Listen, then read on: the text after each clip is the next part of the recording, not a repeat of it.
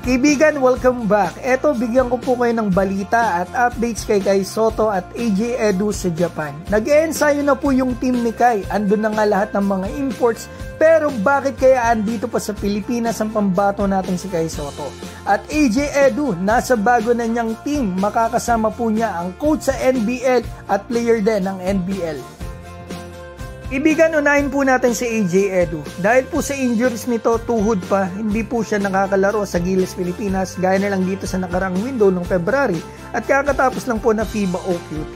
At ngayon, kaibigan, ang balita natin sa kanya, 1 linggo na po siyang mahigat dito sa Japan. Dito na siya sa bago niyang team na Nagasaki Velka, dumating na siya dito. Hindi ko po sigurado kung nakakapag-ensayo na siya, pero nagulat ako nang makita ko ang bagong coach pala dito sa team ni AJ ay dating head coach po ng NBL, si Mody Maor ng New Zealand Breaker. At eto, teammate niya pala ngayon dito, ang dating player din ni Coach Mody Maor sa NBL, eto nga si Jarrell Brantley. So makakasama po ni AJ Edu dito sa bago niyang team ay NBL coach at NBL player. Sana talaga maging healthy po si AJ dito sa bago niyang season at maganda may pakita niya. At eto, may laban pa nga po pala ang Gilas ngayong November. Sana makalaro siya at maging healthy po siya, mga kaibigan. Si makakalaban natin sa FIBA Asia Cup Qualifiers 2025 ngayong November ang Hong Kong at New Zealand.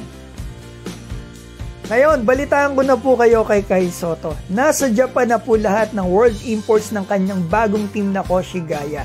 Nag-ensayo na nga, mga kaibigan, nitong nakarang araw pa ang bago nilang world import na si Suarez at dumating na rin po kahapon ang bago nilang world import na si Jeff Gibbs. So kumpleto na po yung team ni Kai, mga imports, si Kai na lang po talaga ang kulang. Pero bakit nga ba? Wala pa si Japan si Kai at nandito pa sa atin sa Pilipinas. May event pa nga ngayong araw ang team niya na Koshigaya na meet and greet sa fans. Kaibigan, eto po kasi yan. Dapat nakaalis na nga po ang pambato natin noong August 11 to 15 pa.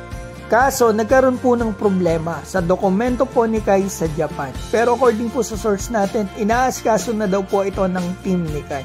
And hopefully daw po next week makaalis na daw si Kai ng Thursday or Friday. And take note, mga kaibigan, malapit na din po pala ang laro ni Kai sa pre-season ng Japan B-League. September 8 na, kaibigan, kalaban po ang Utsunomiya Virex. Maganda to, linggo po ang laban, 1:00 pa ng hapon. Abangan po natin yan, mga kaibigan. Alam ko, excited po tayong lahat sa laro ng pambato natin.